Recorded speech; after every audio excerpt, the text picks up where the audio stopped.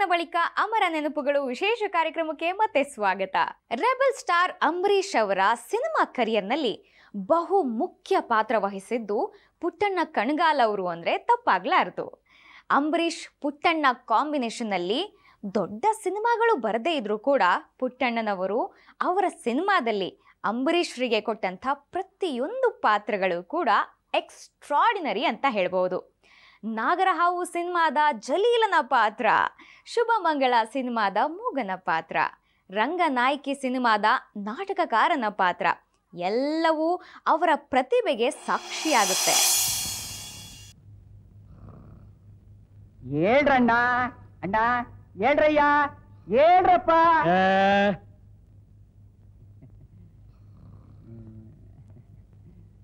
ನಿನ್ನ ಹೆಸರೇನು?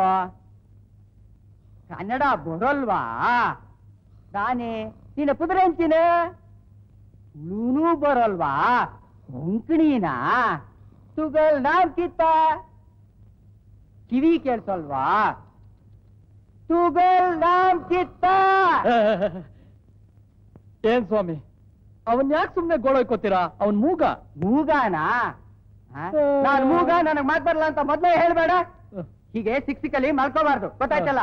ನಿಮ್ಗೆ ಮಲ್ಕೊಳಕ್ ಬೇರೆ ವ್ಯವಸ್ಥೆ ಮಾಡೋಣ. ಈಗ ಯಜಮಾನ್ ರಪಣೆ ಆಗಿದೆ, ಸ್ನಾನ ಮಾಡಿ ಬಿಸಿ ಬಿಸಿಯಾಗಿ ಊಟ ಮಾಡಂತೆ. ಹೇಳಿ ಹೇಳಿ ಹೇಳಿ ರಾಮಣಿ.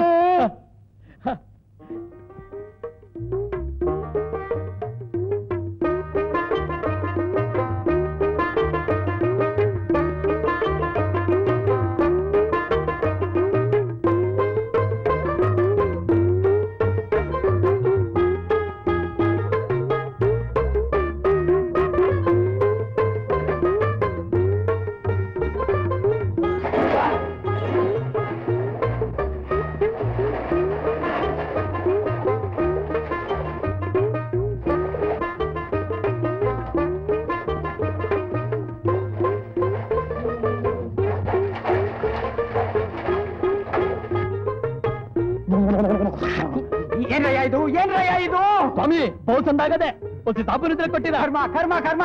ಹೇಳ್ರಣ್ಣ ಹೇಳ್ರಣ್ಣ, ಇದು ಸ್ನಾನ ಮಾಡೋ ಕೊಳಲ್ಲ, ಫೌಂಟನ್ನು ಫೌಂಟನ್ನು. ಯಾವ ತಿನ್ನಾದ್ರೇನು ಒಂದೇ ಒಂದ್ ಮುಳುಗು. ಹೇಮಮ್ಮ ಹೇಮಮ್ಮ, ಇಲ್ಲಿ ನೋಡಮ್ಮ.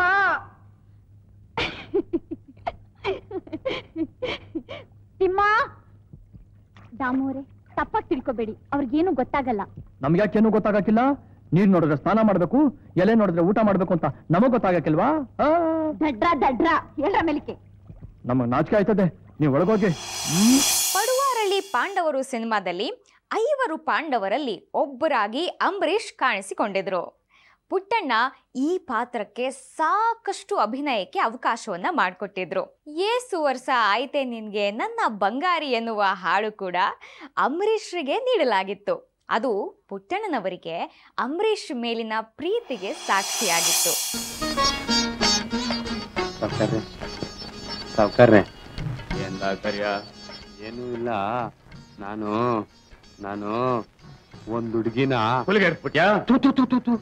ಶಿವ ಶಿವ, ಇದ್ಯಾವ ಸೀಮೆ ಮಾತಾಡ್ತೀರ ಸಾವ್ಕಾರ್ರೆ? ಅದಲ್ಲ, ನಾನು ಒಂದ್ ಹುಡುಗಿನ ಪ್ರೀತಿ ಮಾಡಿವ್ನಿ. ಅವಳನ್ನೇ ಲಗ್ನ ಆಗ್ಬೇಕು ಅಂತ ತೀರ್ಮಾನ ಮಾಡಿವ್ನಿ. ಮಂಕ ನನ್ನ ಮಗನೇ, ನಂತ 20 ವರ್ಷ ಪಳಗಿದೆ, ಅಷ್ಟು ತಿಳಿದಿಲ್ವಾ ನಿಂಗೆ?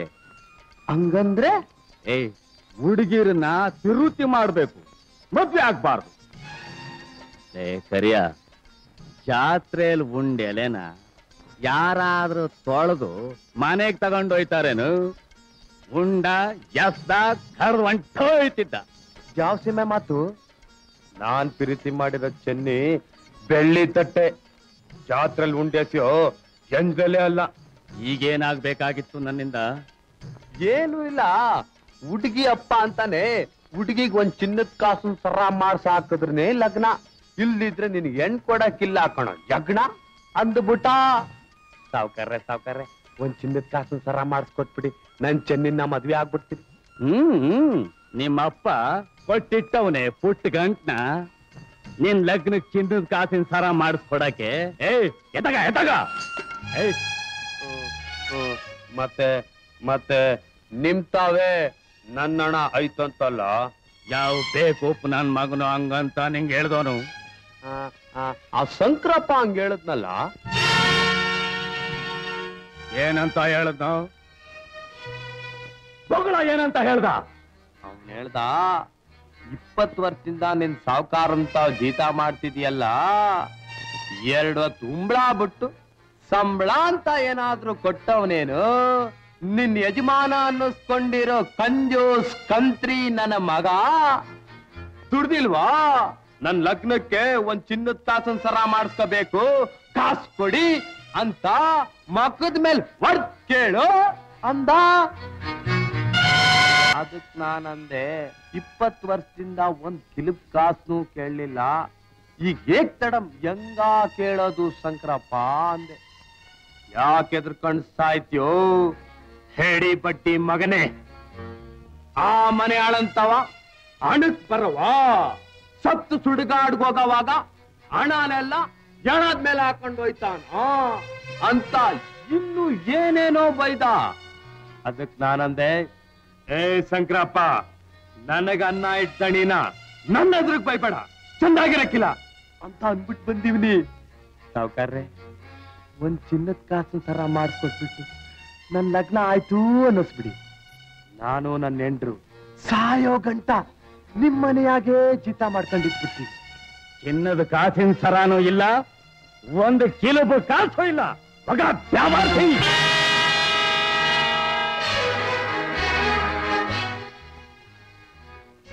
ಸಾವ್ಕಾರ್ರೆ, ತಾವರೆಕೆರೆ ತಿಮ್ಮಿನ ತ್ವಾಟದ ಮನೆಯಾಗಿಟ್ಕೊಂಡು 500 ರೂಪಾಯಿ ಕೊಟ್ರಿ. ರಾಂಪುರದ ರಂಗಮ್ಮಂಗೆ ಒಂದೇ ರಾತ್ರಿಗೆ 1,000 ರೂಪಾಯಿ ಕೊಟ್ಟು ಕಳ್ಸಿದ್ರಿ.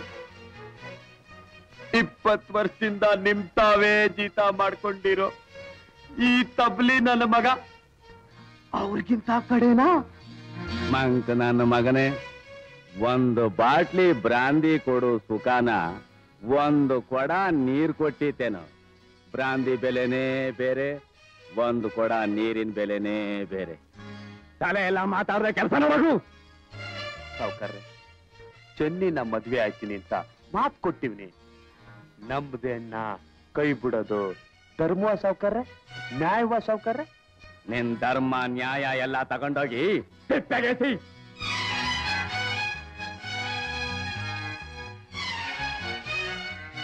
ಸಾವ್ಕಾರ್ರೆ, ನೀವೇನು ಸುಂದರಕ್ಕನ್ನ ಮಳ್ ಮಾಡಿ ಮಾತು ಕೊಟ್ಟು ಕೆಡಿಸಿ ನ್ಯಾಯ ಧರ್ಮನ ತಿಪ್ಪಿಗೆಸ್ತು.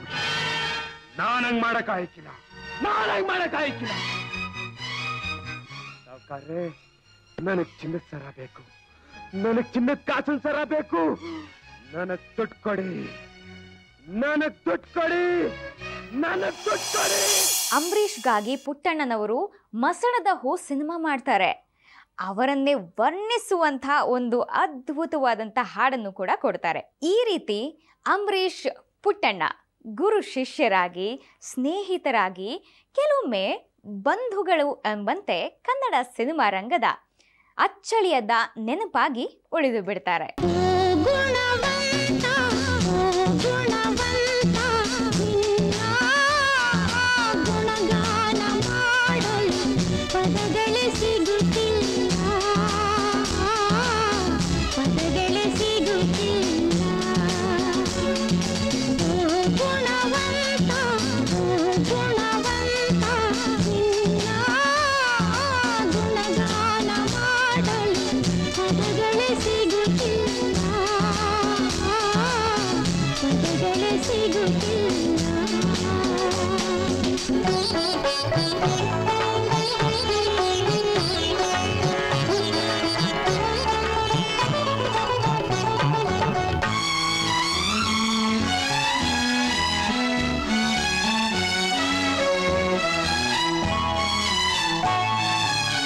ದಾರಿ ದೀಪ ತೋರುತ್ತ